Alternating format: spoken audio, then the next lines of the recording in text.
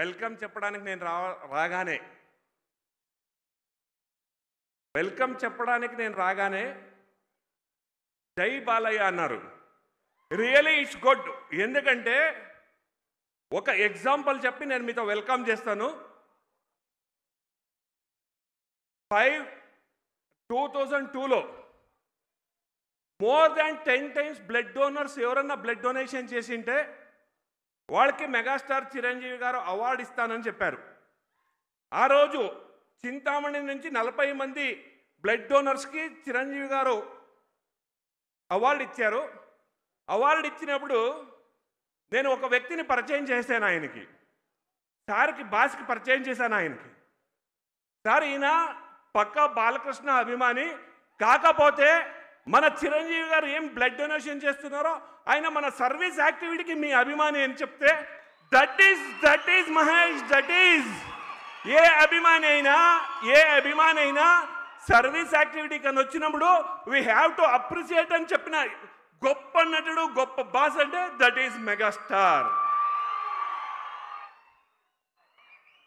ఈరోజు ఈ ఒక మన బర్త్డే సెలబ్రేషన్స్కి 70 ఇయర్స్ బర్త్డే సెలబ్రేషన్స్కు వీచ్ చేసిన ప్రతి ఒక్క అభిమానికి, ప్రతి ఒక్క మహిళలకు, ప్రతి ఒక్క ఏ ఒక సెలబ్రిటీ అంటే మన చిరంజీవి గారి కంటే బాస్ కంటే అక్కడ ఏది అడ్డు ఉండదు. అంటే crorepati if he's in crores he is also fan of the boss. If he's not having the money he is also fan of the boss.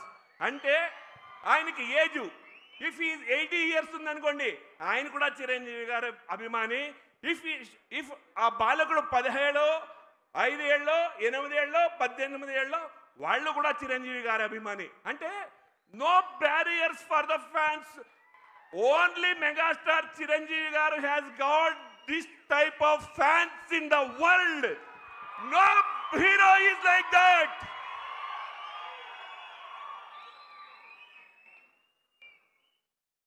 ఒకే ఒక నటుడు తన నటనతోనే కాదు తన నడవలక నుంచి తన ఒక డౌన్ టు అర్త్ అని ఏమంటామో ఒక నటన కాదు, ప్రతి ఒక్క సమాజంలో ఉన్న ప్రతి వ్యక్తి హ్యాపీగా ఉండాలి అని యోచన చేసే ఏదైనా ఒక హీరో అంటే that is none other than megastar.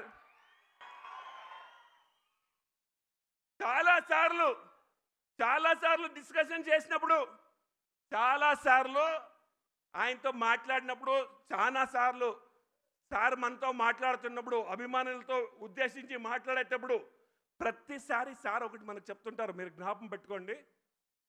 నేను ఎలా నా ప్రొఫెషన్లో ఎదిగానో, నేను నా ప్రొఫెషన్లో ఎలా మెగాస్టార్ అయ్యానో అలా